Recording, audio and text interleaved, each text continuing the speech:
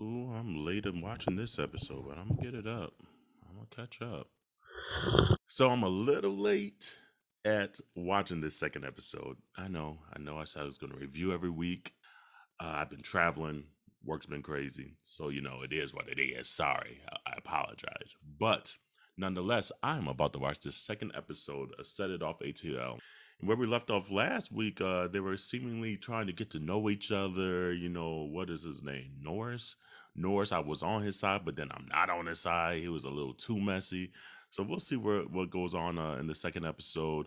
Also, the audio and video was a little off last week, so let's see if they start to correct that a little bit. But I'm excited. So Set It Off, ATL, second episode, season 1. So I'm Auntea Kerel for Minority Report Podcast. New episodes every Monday. And since you found this review, go ahead and subscribe. Help us out. Help our channel grow. Help our podcast grow.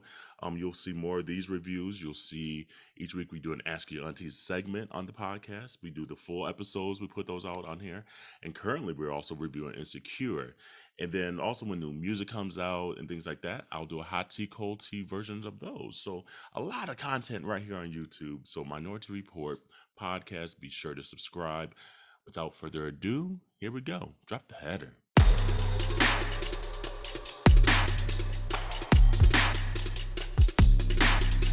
Oh, this is an hour episode? I'm tired. Ooh, do I got an hour in me? 52 minutes, okay. It was a long weekend, so hence my voice. But okay, I'm gonna hang in there. Let's see how it go. Come on, ATL. The Braves won too, by the way. Go ATL. ATL, ho. Oh, why he cussing so hard? Oh, so New Year's Eve. So they've been filming this for a while. Okay. I had to pause that right quick. He's gonna drive me crazy this whole season, twirling on this stool. Next season, give him a regular ass chair. So he's calling him his assistant. Last episode, he was saying manager. So whatever it is, I agree with Black. If you're on my team, you can't be just spilling tea like that and talking out the side of your neck.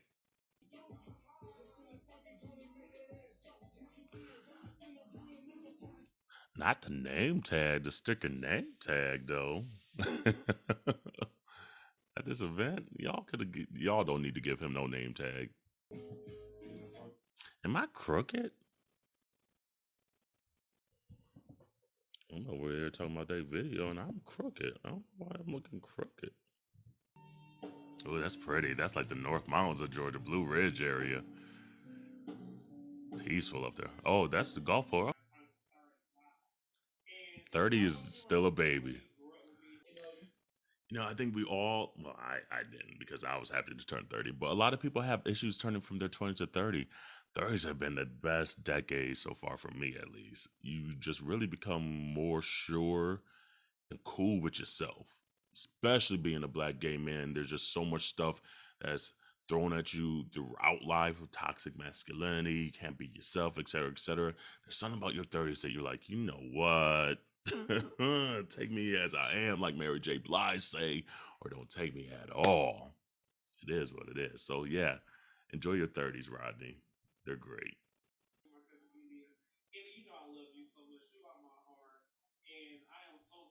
It's important to have family. I like that. Well, he gonna be harping on this 30 all season, ain't he? Hey, you know what? We as Black people will gas each other up. You better come into that room and play with the A's. So there ain't no reason to be sad to turn 30. I'm alive, ho.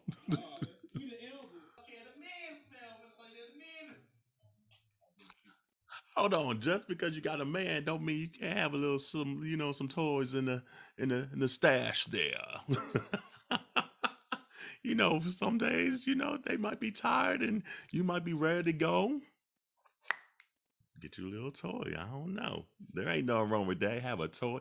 Have your man put the toy on you. Use the toy on you. That's how you spice up the relationship. That's how you keep things busy. I ain't getting married for nothing. I don't know why I used that voice. That was weird. For nothing. What was that? Oh, see, you asking them all these questions and you can't tell your tea. You can't spill your tea. You keeping your tea in the kettle. Talking about busting wide open. Well, spill the tea then. We want to know with who and how was it? Hmm.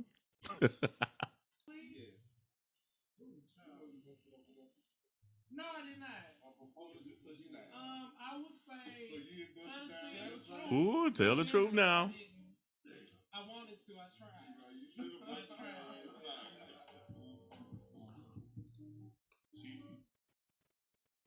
Y'all ain't gonna give us the answer, Rodney. You ain't gonna give us the answer. I see that chicken though. That chicken looking right. Yes, we need to know, Rodney. When was the last time?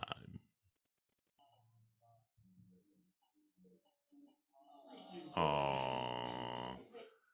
We need more black on black love on TV, especially with sons and their fathers. Aw, that was a nice moment. I like that. I know that's right. We on our motherfucking way. You better cuss. I know that's right. That's the thing, especially in the black communities coming out. There's just this weird masculinity thing that obviously we talk about a lot on the podcast. So catch up on those episodes if you haven't. But one thing we just talk about is just like as a culture, we've had to, especially for the men, be quote unquote masculine to kind of just make it through slavery, to make it through Jim Crow laws, to make it through a lot of these situations that systemic racism places on us. And so we have to be hard. So it's hard just culturally sometimes to soften up and have these tender moments and to deal with this toxic masculinity that pours over into when we come out as gay, as gay black men. That's a whole, little sermon that we'll say for another day. But I'd like that he's touching on that because this is key and it's huge to acknowledge. They've been giving Ronnie a lot of camera time in these first two episodes, by the way. Don't go into the ugly cry now. Aw. Oh, that's a nice moment, and that's a cute picture. Aw. So first commercial break. It's a Rodney episode so far. We 20 minutes in, damn near. Okay. We saw Black for like maybe the first 3 minutes, but it's a Rodney episode. Okay, superstar. I'm getting the whole epi. Hey. Look like I do. In these jeans. Okay, Rodney, with them thick, you got them sweatpants on, Playboy, looking thick, thick, thick. I don't know if this is gonna be a running thing in every episode of me calling him thick, but you thick, and I'm a look. Hey, hey, booty so big. That's why they played that song. I just caught it. Damn, I'm slow. they played booty so big for Rodney. That's funny. I caught it. Whoever the editor, I caught it. And I agree. Black men owning houses and homes. I'm here for that. Get your money right. Own some stuff. Goals. Come on, audio. We need audio on him.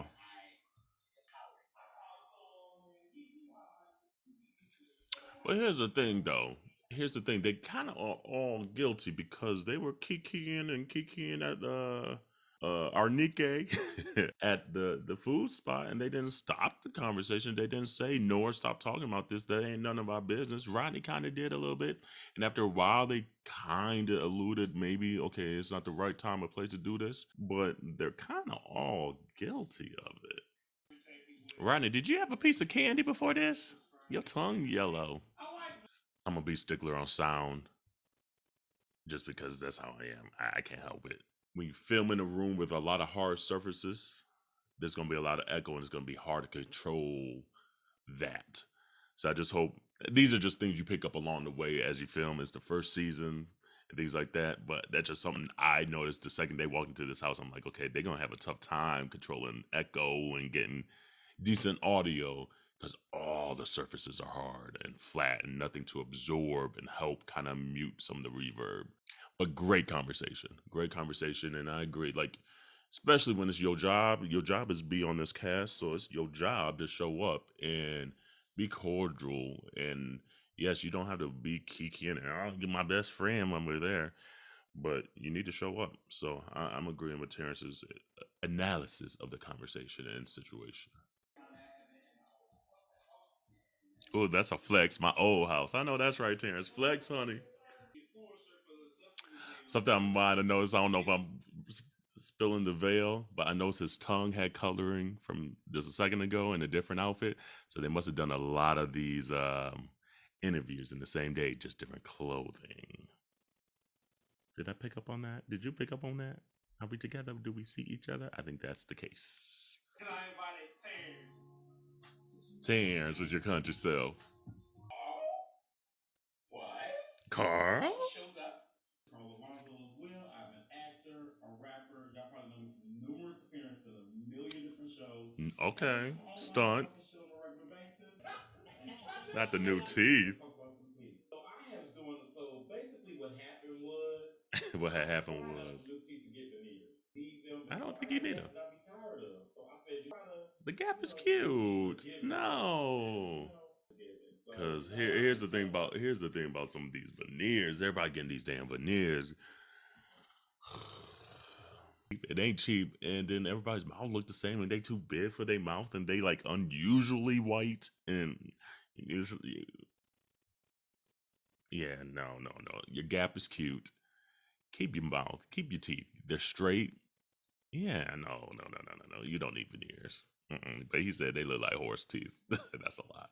But yeah, a lot of them be too big for people's mouths. I don't like them. Ooh, that car going fast in the background. I'll tackle this one. Masculine rooms.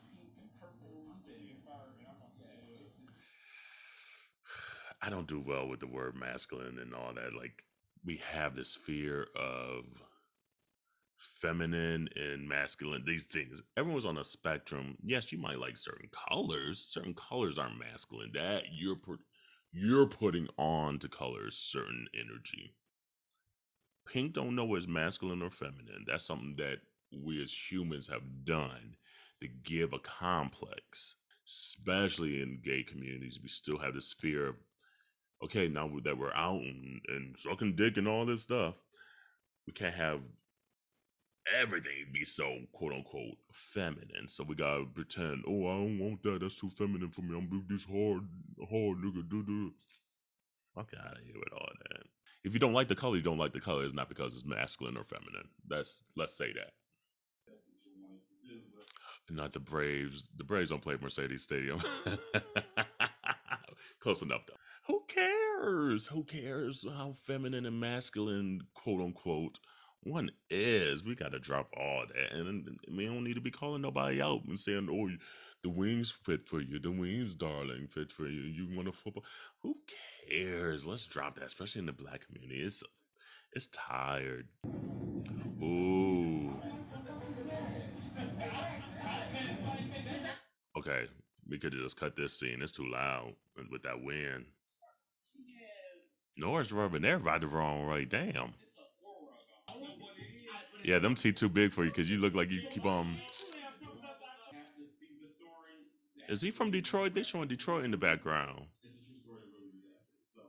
Okay, Detroit, Michigan. I mean, I'm from Michigan, so stand up. Okay, second commercial. It's still been a very Rodney heavy episode. We haven't seen Norris yet. We haven't seen Enrique yet. They introduced Karl, so that's a new character, a new castmate onto the episode.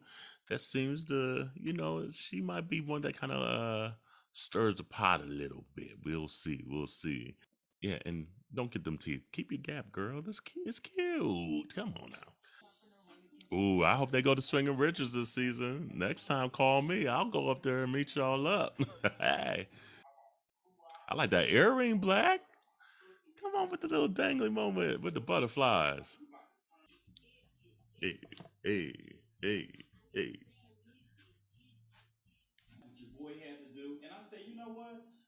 Okay, Karl, you need to have me on, Playboy. Minority Report Podcast, Auntea Kerel. Come on. I'm putting that out there now. Let's manifest it. Let's get us on. Let's get the show on there. Oh no, is that shade?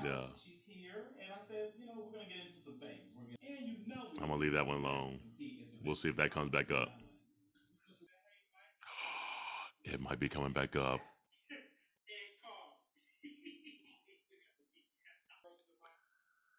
In full transparency, we actually had Rodney on earlier this year on the podcast via Zoom to talk about this book. So that's cool that he's promoting and getting a chance to promote this book. If you haven't read it, good book to check out. But damn, did Karl just shade him? Was that a precursor to some shade?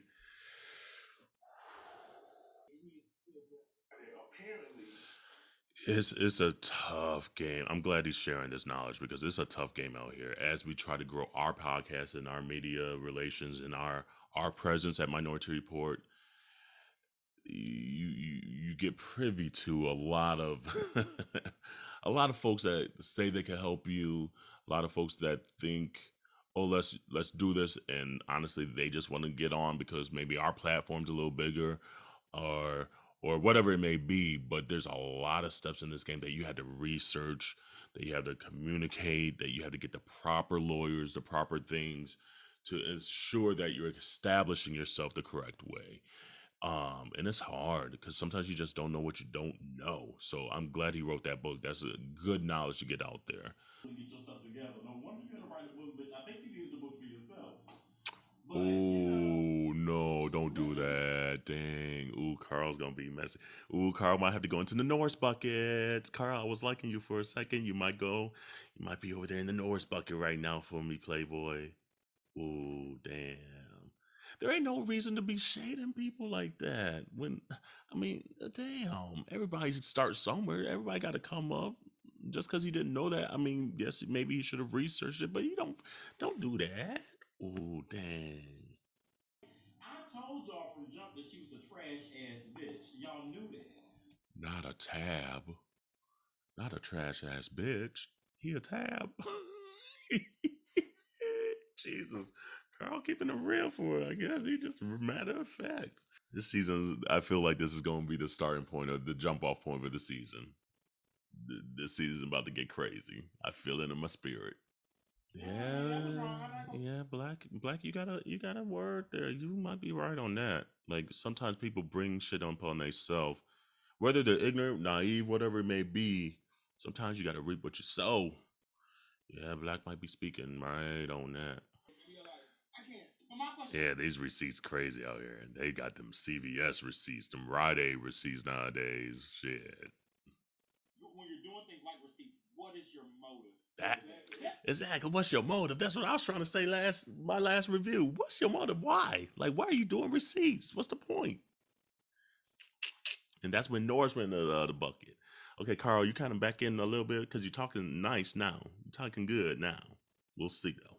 Then you got Rodney sitting her little lily white ass sitting here, and she's talking about, yeah, you're right. Oh, but he has a very nah, yelly white ass. Damn, Karl. Okay, I have put you back in the middle. Now you back in the best bucket. Dang, he be shading everybody, huh?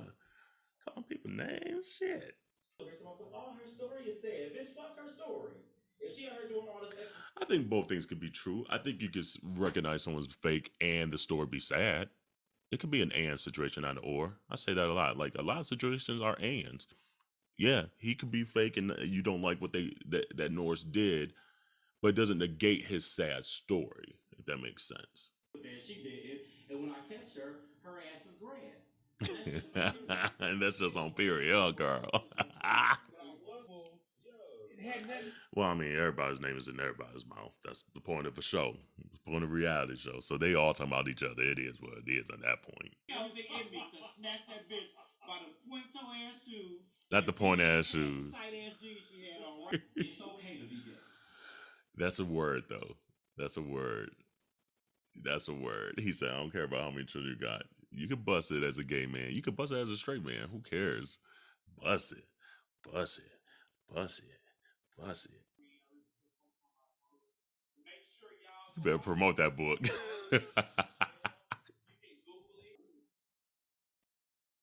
I know that's right. You fucking it like bitch? I wish. I know that's right.